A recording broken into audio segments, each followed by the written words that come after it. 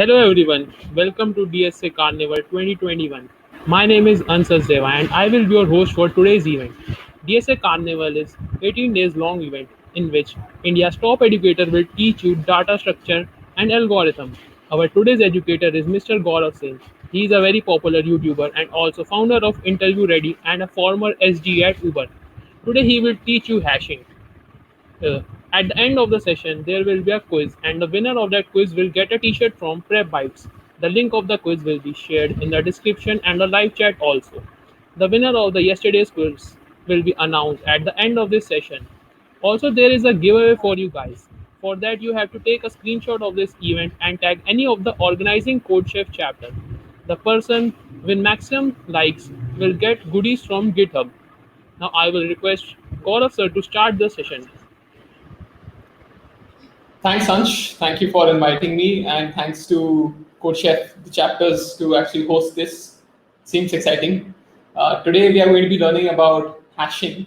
So one of the things I'll do is I'll share my screen, and but before that, guys, in the comments, you can let me know how many of you are, let's say, comfortable with hashing, and how many of you are not comfortable with hashing, or have never done hashing, or don't know what hashing is. Okay, so if we can take a poll, I don't think I can take a poll, but yeah, how many of you are not comfortable with hashing, never heard of hashing, um, and seeing hashing for the first time? Okay, volatile learning has never done hashing. This is volatile learning. Yeah. Okay, no idea what hashing, never done. All right, all right. So there's some people who have never done hashing. Um, okay. Okay, so this is good. So what we'll do is we'll start with the what hashing is, what is the definition of hashing, why do we use it, that's the most important thing, and some applications around hashing. Okay, if there are two things that you need to know in computer science really well to start with computer science, one would be, according to me, sorting. Okay, and the other would be hashing. So sorting teaches you a lot about searching, also hashing will teach you a lot about assignment. So let's start. Okay, I'll just share my screen.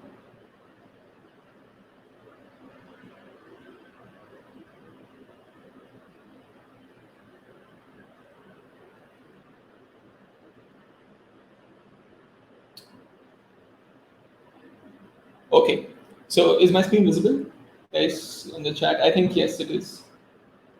I'm quite sure. Yeah. So, okay. In fact, let me stop sharing the screen and I'll bring the window to a bigger monitor where I can see you guys more clearly. Okay, so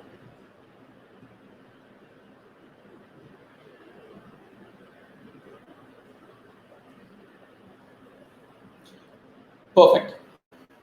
So the screen is being shared. Okay, we are talking about hashing today. Hashing basically means mapping. Okay, it's a special form of mapping.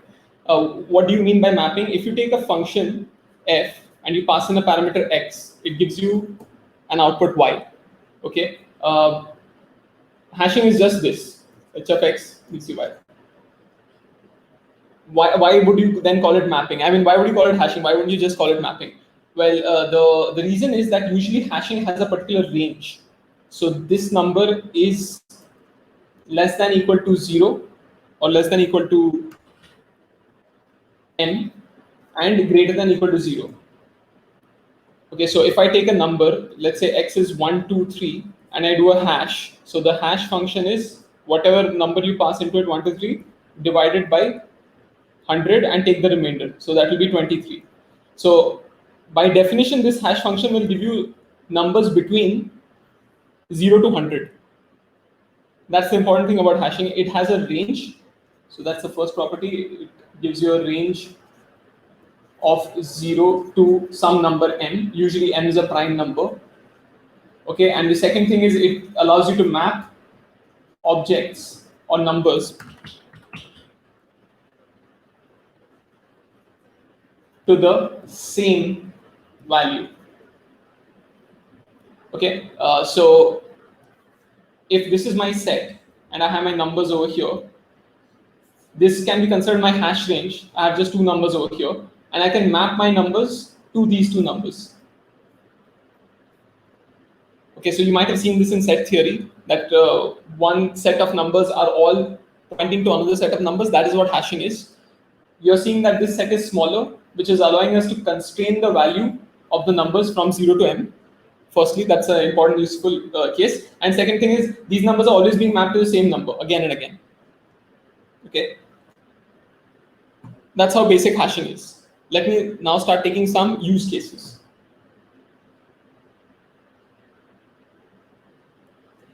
So firstly, let us say there are many users that you have who are using your mobile application.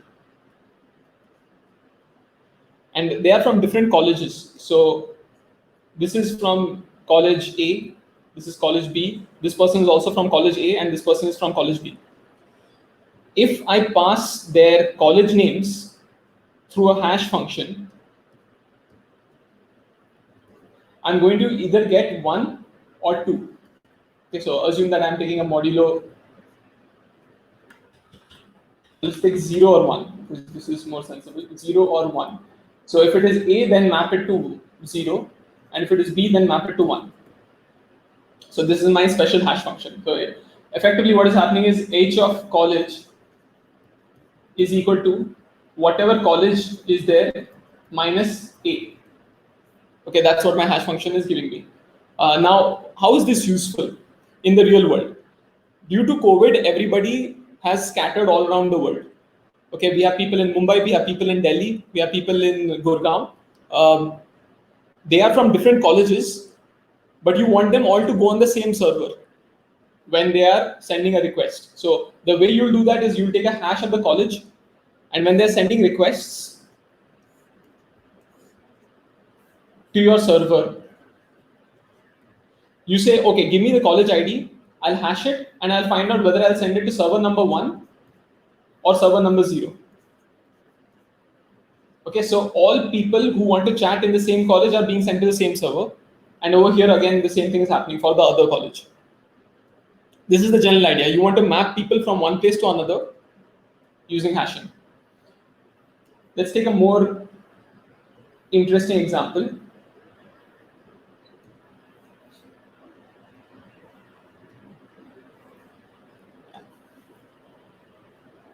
How many of you have heard of hash map?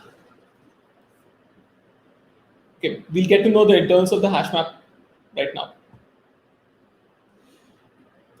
A hash map is used for multiple things. It is for searching and storing data. Okay, let's take a use case. Let us say that you have numbers 1, 2, 3, 1, 2, 4, 1, 2, 5, and 1, 2, 6. Okay, and now you need to be able to tell where is 1 to 5. I mean, does 1 to 5 exist in this set? So what would be some different ways in which you can do this? You have a set of numbers. Let us say 1, 2, 9 also is here, and 1, 3, 0 is also there. So in this set of numbers, how do you efficiently tell whether a number exists or not?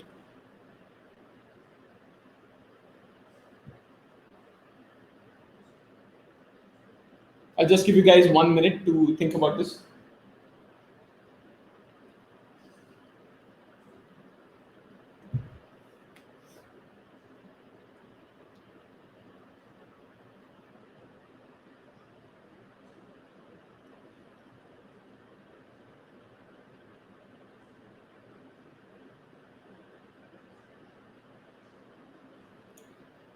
Okay, the searching techniques. Harshnil is saying you can use searching techniques. Yeah, you could. There's something called a set data structure, right?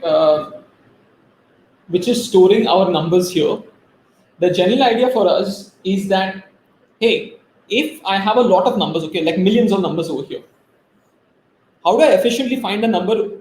I mean, how do I efficiently say whether this number exists or doesn't exist in this set? One of the things I can use is hashing. Why? Well, if I start hashing these numbers, into different values, right? This is a huge set. By hashing, we can constrain the set size. So what I'm going to do here is I'm going to say, "Acha, theek hai. Amongst all these numbers, just do a modulo 10. How many values can I get? How many remainders can be there when I do a modulo 10? 0 to 9. Yeah. So now in this, if I do a hash, then I get for 3, I have one value. Okay. For 4, I have one value. For 5, another value. For 6, another value. For 7, I have no value. 8, nothing. Directly 9, one value. And 0, one value. Because if you do 130 divided by 10, you get 0 as your remainder. Okay. So now the maximum number of values I could have was 10. I got 1, 2, 3, 4, 5, 6 values. Okay, now let's say somebody says, do you have in your set of numbers, do you have 127? I don't need to search in this. I just need to go and see over here in this small set of values, does 7 exist? Because what I'm doing is 127 modulo 10 kitna aa raha hai? That is going to give me 7, right? So does 7 exist amongst the numbers that I've saved here? So I'll come here, I'll say, does 7 exist? No. 6 ke baad 7 nahi hai. So then I say, okay, fine. This search is a failure. Okay. On the other hand, if someone says, find me if you have the number 120. So I'll say, okay, 120 mod 10 gives me 0 again. That is the remainder when you divide 120 by 10. So does 0 exist? Yes. Then I go inside and check how many of these numbers with remainder 0 is equal to 120. So from my original set, this is the number 130 which is mapping here. Okay, then I'll go inside and I'll see, oh, this is 130. You were looking for 120. No, sorry. This is also a false positive. You are seeing that initially with 127, in one shot, we were able to say number doesn't exist. But with 120, we had to do some extra searching. Because initially we got a false positive, then we went ahead and saw that it is a negative. So usko hata do.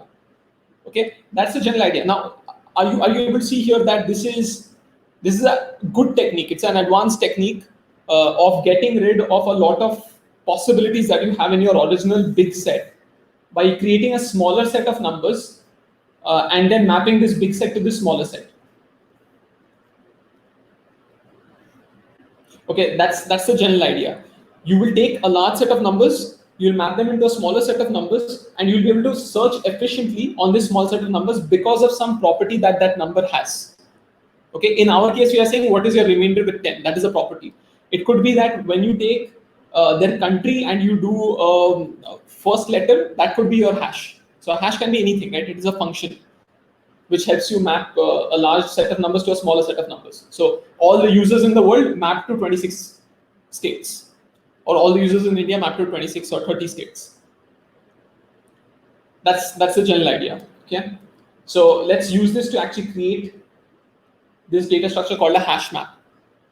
I'll use blue because I like using numbers in blue. What do we have? Yeah, a hash map is basically what we just saw. When you take a number, let's say 317, you hash that number and you get a value. Okay, so let us call that hash. This hash creates something called a bucket. All of this sounds like hocus pocus, but it's going to become very soon, very clear very soon.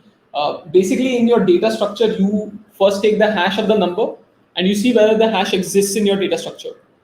If it doesn't exist, you will create an array. Okay, so that's how simple it is. There is an array. 317 will go to the first position over here. So that is 317. And depending on the hash, you will be finding where this array is made. So let us say I'm doing the same thing, modulo 10. So that will give me the last integer, the last digit is 7. So this is for all numbers having last digit 7. So numbers like 27, 327, -7, so on and so forth. Okay, so 117. Okay, so this whole array is now filled. There will be other arrays also for different values. So if your remainder with 10 gives you 0, then you get this array.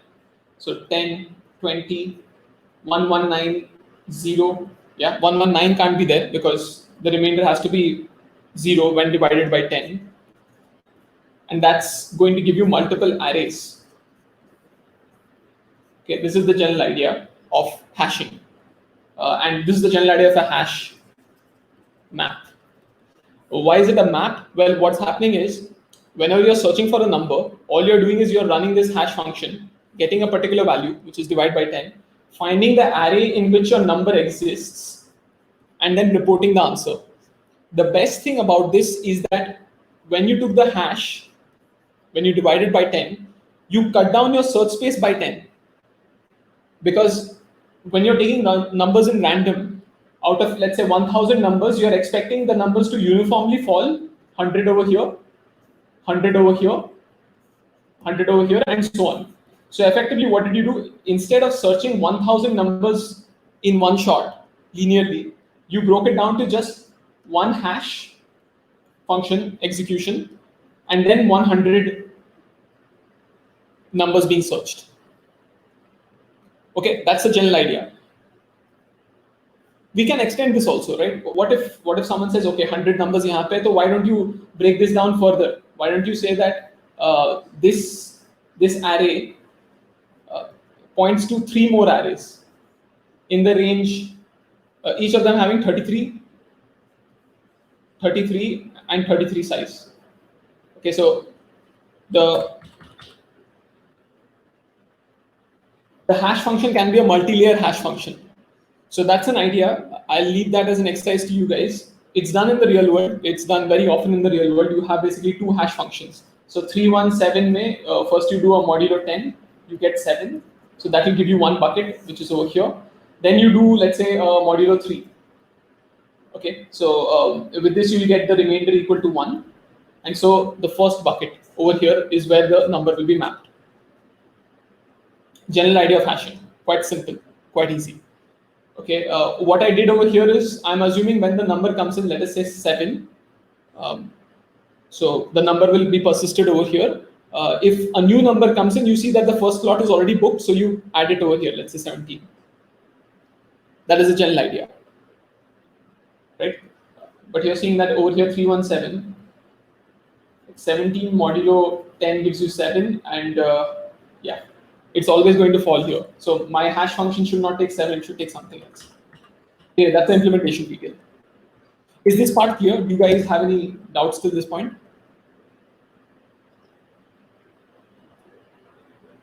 Okay, I can see quite a few doubts in the comments.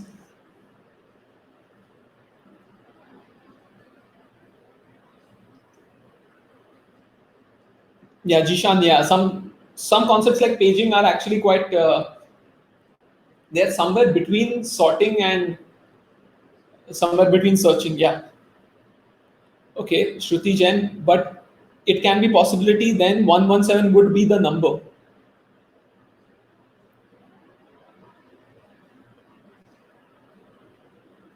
I'm not sure about this. Can you elaborate on this? I'll look into it.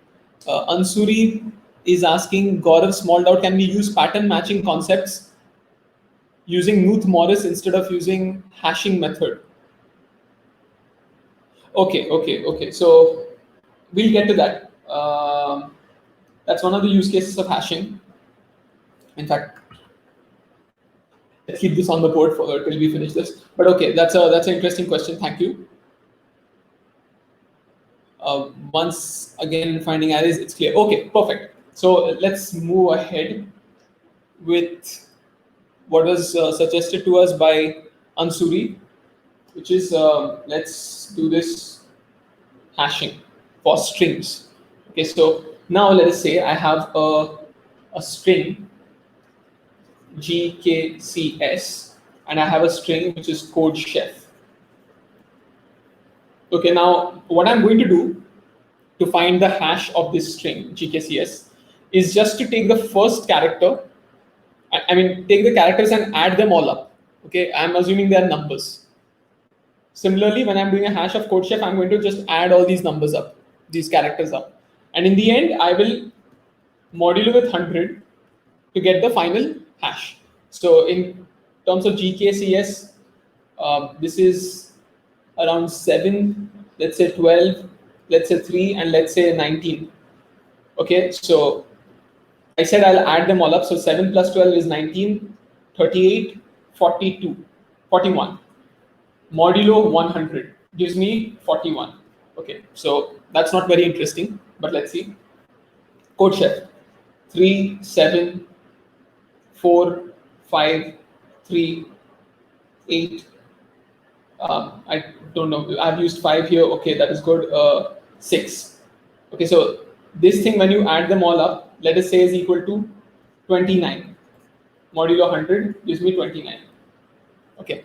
Now, the important thing here is that if I want to find whether GKCS exists in my map, all I'm going to do, I'm going to make a guess here. Okay. I'm going to say, find the hash of GKCS. That is an order n operation, right? And the length of the string, if it is n, then I will find the hash by just summing all the characters. It's going to give me the number 41. I'll say, does 41 exist in your hash map? And you might say, yeah, 41 exists in my hash map. So job done. But there's a problem here. What if there was another person's string, let us say inter view ready. Okay, and for some reason, the hash is equal to 141. So when I do a modulo 100, I get the same number, 41. What that means is my hash is giving me a number 41. And let's say I come to my hash map and say, do you have interview ready? The hash map then checks and says the hash is equal to 41. Do I have 41 in my map? Yes. So I have interview ready, but that's a false positive. It never existed. Okay. Why am I doing this? Why am I doing an approximation? Why am I saying if 41 and 41 match, go ahead and say yes? Well, because searching for a string in a bunch of strings is an inefficient operation, is an expensive operation. I want to avoid it. Okay, if you have thousands of strings, or more likely in a database you have millions of strings of length L1, L2, L3, so max length, let us say, is L, and you have n strings of length L, this is an order n into L operation, right, where you are matching your query string, which is this, with all the strings in your database, in your library. So this is a very inefficient operation. On the other hand, if you just use the hash, what's happening? You take the hash, that takes you order n time, and then you do a binary search on this database, which is, as we know, order log of n. So in order, I mean, here it is n, it should be basically L, which is the length of the string. Okay. So order L plus log n is your total time required. Now this is very fast, but like we said, it might have a problem. It might give you a false positive. So now with everything in life, if you approximate things and try to speed things up, there is the danger that you will get a wrong answer, but you can reduce the danger by making it slower and slower, basically putting more computation power in the end. So there is one hash function which is telling you GKCS, sum all the numbers up, and you get 41. Okay, that is one value. If you get the same matching value for an input query string, then you are in trouble, right? So I've used two hash functions. Okay, two hash functions. So how is that? Hash 1, hash number 2 GKCS. What does this do? It doesn't just add the numbers up. It subtracts and adds numbers based on their indexes. So for every odd index it is adding, for every even index it is subtracting. And let us say this number is -7.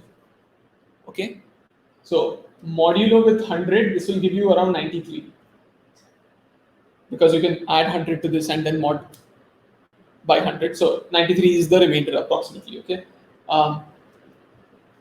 On the other hand, if you take interview ready and use the same formula, let us say 1 minus 3 minus 7 plus 7 minus something.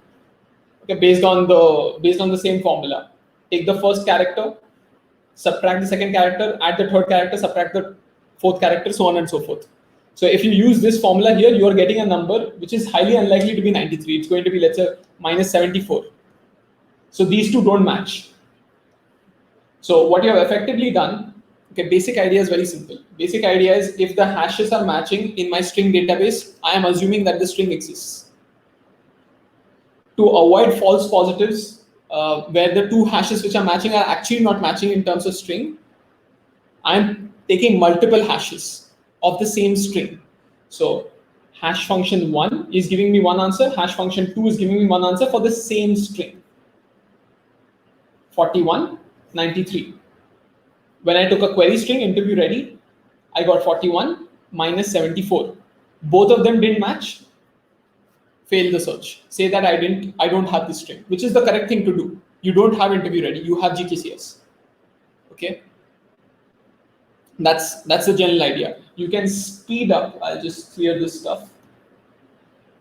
The general idea was you wanted to speed queries using hashing, and the second idea was you wanted to reduce wrong answers. Okay, which is false positives. False positives is basically like you expected. I don't know whether this is the politically right statement to make, but a false positive is like you go and get a COVID test, and the COVID result is yes, you have COVID, but maybe you don't. Okay, there is a small chance of false positive. There's a small chance of false negative also in any test. So hashing is basically a test. False negative means that you actually have the the issue, the disease, or in our case COVID, and the test did not give you the right answer. So false positives and false negatives you want to reduce in anything. That's also the concept with hashing. Okay. Guys, if you have any doubts, let me know. Then we'll move to the next part.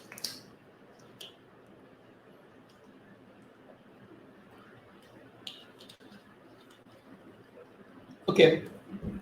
Ansuri has another good doubt. We'll get to that. How indexing is related to hashing? That is Snehashish.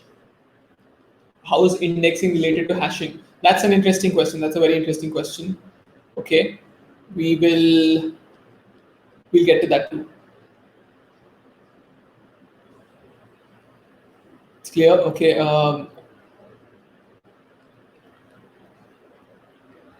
Number of same sum. What if more same sum? Shimala, maybe you can elaborate on that question. I'm not getting you. Okay, but let's take this in order. So Snehashish asks, how is indexing related to hashing? Okay, I think you guys have gone through sorting already. So the basic idea is this. In a database, we have a lot of numbers or a lot of records. So all the records have an ID. Okay, usually your user ID. When you go to a bank, you say this is my user ID, and this is my query. So you have various details. So there's the ID and then profile details. Okay, searching for IDs in this database can be done linearly, which is very slow. It can also be done over indexes, which is basically a binary search. Let's say you have like a BST, you also have another data structure called a B plus tree. You can use this. So your binary search then is possible on this ID. These IDs are sorted. Okay, that's the general idea. How is hashing helping here? Well, if I say that give me all the people having their ID ending with 7 or ending with 3 and put them in one bucket. So all the people with ID ending with 3 go to one bucket. All the people with ID ending with 7 go to another bucket. Okay, one database, separate database. Then what's happening is that I have taken the last digit, which can give me 10 values, and put them in separate databases. Now when I need to search for a ID, I can take the last digit, which is effectively a hash of the ID, and then doing a divide by 10. Same thing that we did earlier. And then finding the database where it exists. The assumption is that the number of records in this database is is 1/10 of the total number of records we have in our full system. Okay, so you sorted to get an index, but you hash to get a bucket. Okay, both of them are related to each other in the sense that they're not exactly related, they're used frequently together to speed up search queries.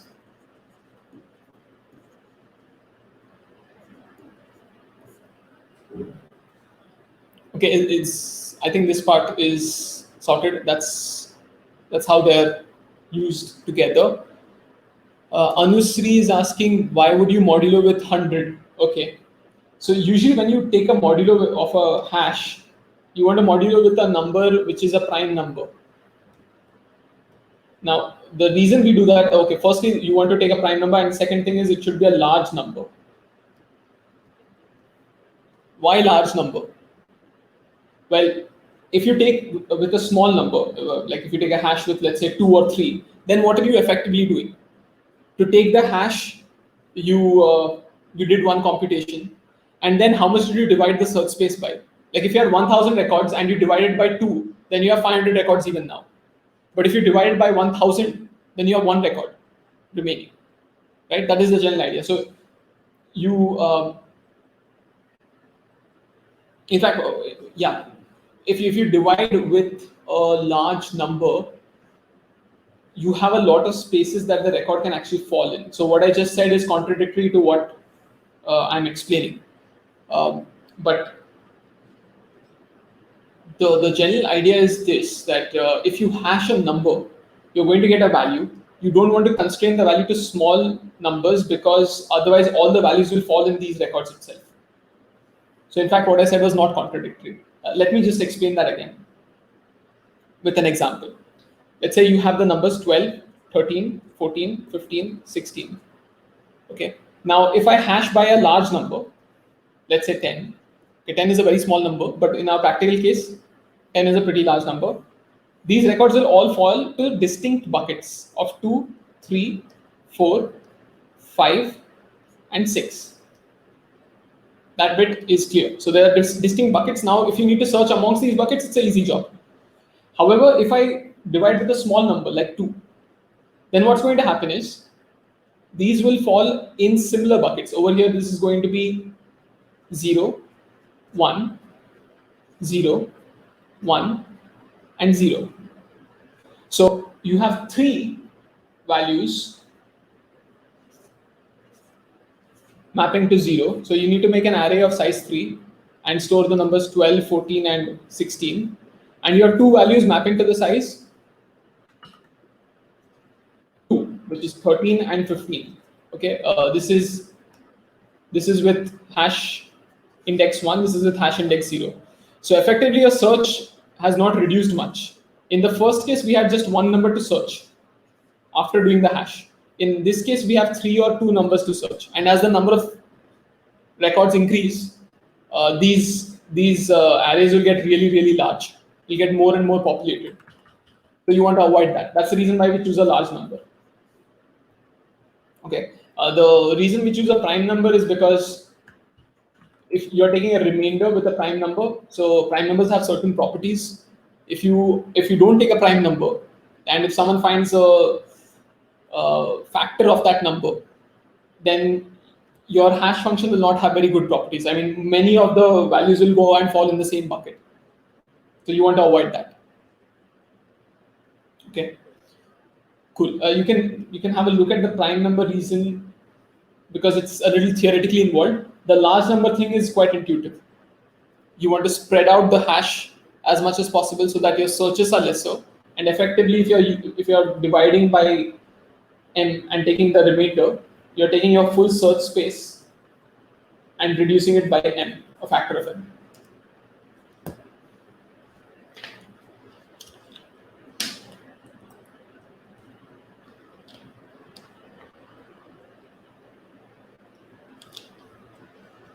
Okay, collision resolving. That's an interesting question by Kumar Jinjay.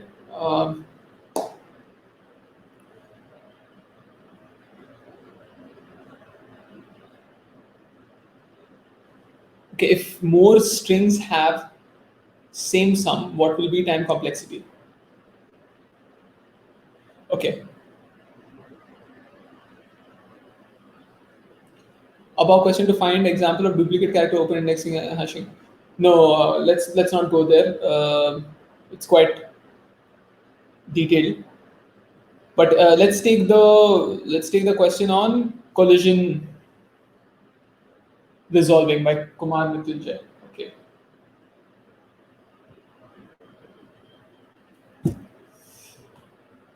Okay. One interesting question with any hashing problem is that, let's say you have this set of numbers that you are trying to hash into different buckets.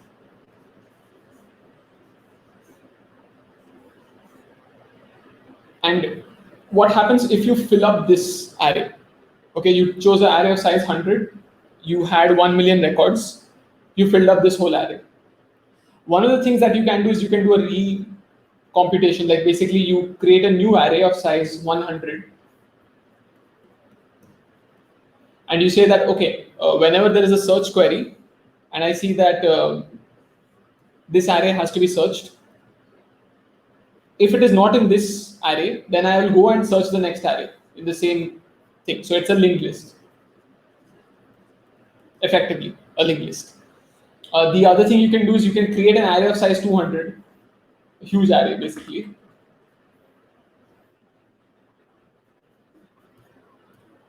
Copy all these 100 elements and then start inserting elements from here. So instead of creating this array, you're just going to take this new element and start putting it here. Okay, that's how you can dynamically size your hash map. Another thing that you can do, I mean, basically you have full free reign to do whatever you like. You can create a hash map here also in this bit. So you destroy this structure, take these 100 elements and create a separate hash map with it. So let us assume that you had 10 buckets here. Now you have 10 more buckets here. So they are, yeah. So they're mapping to different arrays.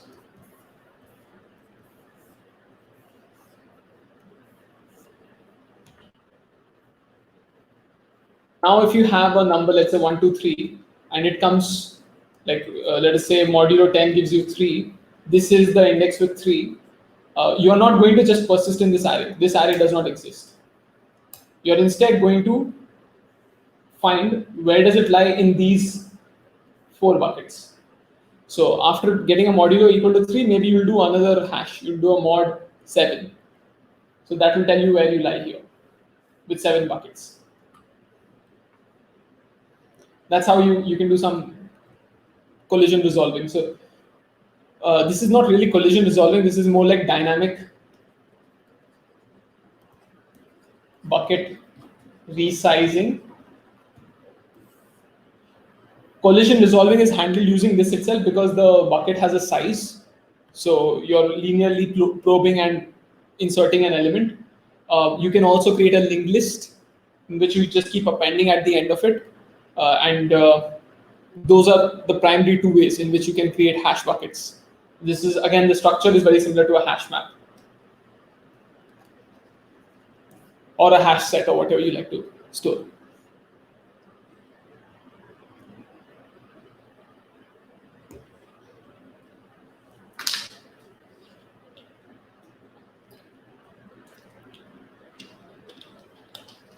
Okay, I'm not sure whether you guys would like to see the consistent hashing thing, but if you're, so I'll take a couple of more questions from here. But in general, if you're looking for a little more advanced concepts, you can have a look at some Codeforces or CodeChef problems on this. Yeah, a lot of people use hashing in the real world as well as interview problems. So have a look at that. My YouTube channel has a lot of videos on hashing. One of the interesting concepts, I'm not sure if it applies to you because you guys are just starting off with hashing, but there's something called consistent hashing, which you may want to look up. Okay, There is another concept called string hashing. Just writing these things down for you guys to check out. Um, the the third thing about hashing is like, can you do probing, or how do you do bucket allocation? Okay, this is a simple bit, but there are many nuances related to this.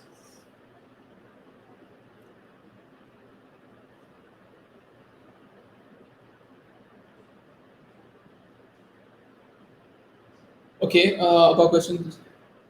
Different techniques of designing hash function. How to use hashing for 2 pair, 3 pair sum. Can you explain bucket resizing again? Others, have a look at the video on amortized analysis. I'll explain the basic idea here.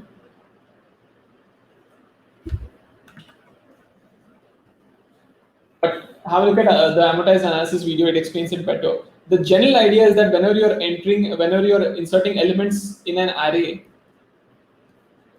the array is going to run out of space. So even if you create 1000 size array, okay, and you insert 1000 elements, now what do you do?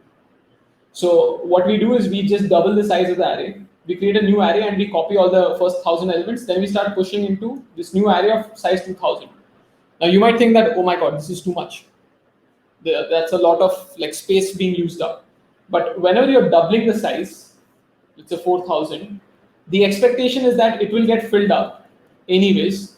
And the moment you have filled it up, basically the moment you have come here and you have filled up all the elements, it was worth it. It was worth doubling it. Okay, that's the general idea. So it's the same thing that happens with the hash map. If you run out of space, just double the space of the bucket, you're good to go. Amortize, it's fine. That's the thing about bucket allocation.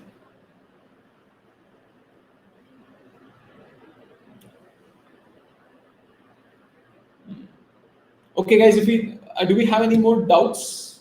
Let's. Noob Coder, your question of 2 pair, 3 pair sum is for this. I mean, it's a bit advanced. I can share some links to help you out in that sense. Different techniques for designing hash function pseudoman we talked about how do we take a large number. That's the first thing that we said. And the other thing was to take a prime number. So that's how we design a hash function. In general, in the real world, if you want to use a hash function to map a set of numbers to another set of numbers, you see in your domain what is going on. For example, if you have, let's say, people in Zomato. So you want to take a hash of all the users in India and send them to the same server. Because you don't want the Indian restaurants to be on one server and the Indian customers to be on another server. So you map them all to the same place. So those are like some very basic ideas of hashing, but they help a lot in the real world.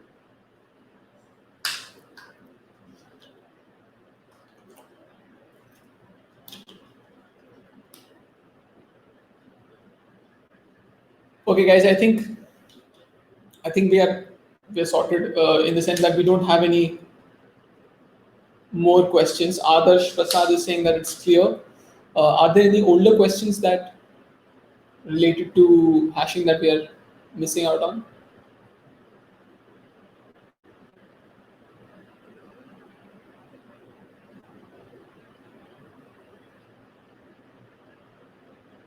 No, I think we're good. Yeah. So if you're looking for a few more advanced concepts, you can have a look at these three things. Should be able to find them various sources on the internet. Especially string hashing is very relevant for computer programmers. Like we said, multiple strings being mapped to the same value help us tell whether it exists in our set or not. I have solved quite a few CodeChef problems this way. Basic idea is this: that take a string, hash it with multiple ways. If it will give you a set of numbers. So take a string, let's say India, hash it using hash function 1, hash function 2, hash function 3.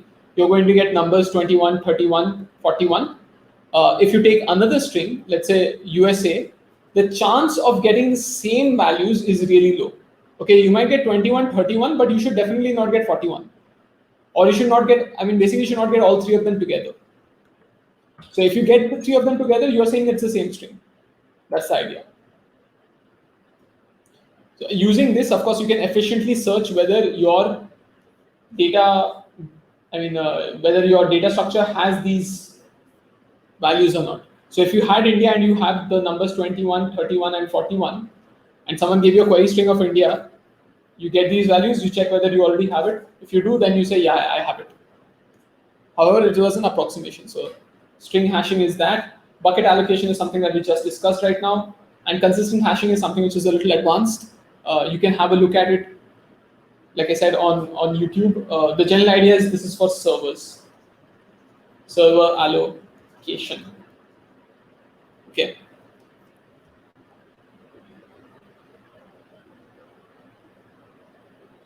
Yeah, Dipanshu, you're asking for please more practical examples of hashing in the real world. Consistent hashing is probably the most common example. Hash map is something that we have discussed right now.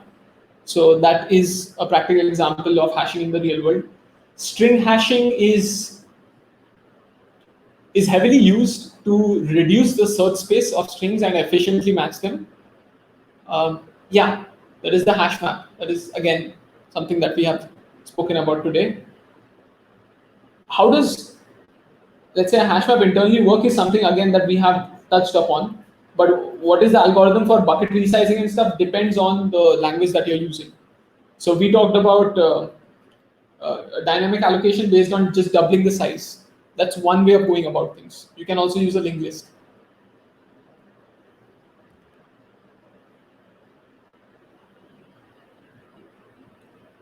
Cool. Oh, can we solve some question on hashing? We could.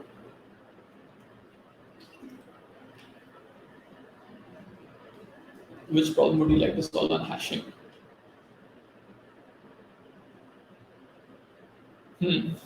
One of the things I'll do is I'll share a couple of links for CodeChef problems which are dependent on hashing and which require some hashing knowledge to actually get things done. String hashing is extremely popular.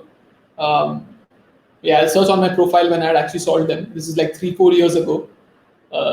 This problem on string hashing had come up on CodeChef, so that might be interesting.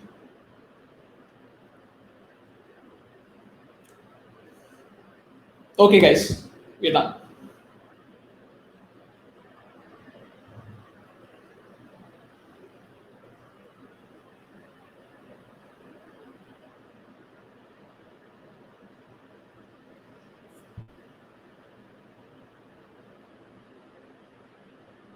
It'll be awkward if the organizers are. Yeah. Yes. Yes.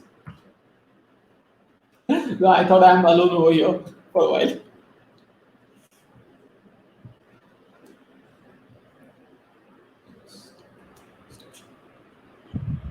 Thank you, Gaurav sir, for coming to the event and helping thousands of students and making a difficult topic very easy. Okay, thank you. Thanks, Sanch. Thanks for actually inviting me, and thanks, guys, for listening. This is a topic which is, to some extent, quite easy when you're starting off with it, but there's a lot of edge cases, and more than edge cases, there's a lot of use cases that this topic has. As we have seen, there are multiple things to be learned when it comes to hashing, and a lot of people, like in experienced positions, also find it difficult to implement a system which uses hashing efficiently. So that's something which is quite interesting. Like you know it now, so you can actually go ahead and start implementing. Cool. Thanks, Ansh. Thanks for inviting me, and I'll Thank you see you for guys coming, next sir. time. Sure. Take care. Bye bye. Now, I will announce the winners of yesterday's quiz. And winners of yesterday's quiz are Anjali Khushwaw and Banasthali Vidyapeeth. Also, link for today's quiz will be shared soon in description box and chat box. So check that. Thank you for being a patient listener.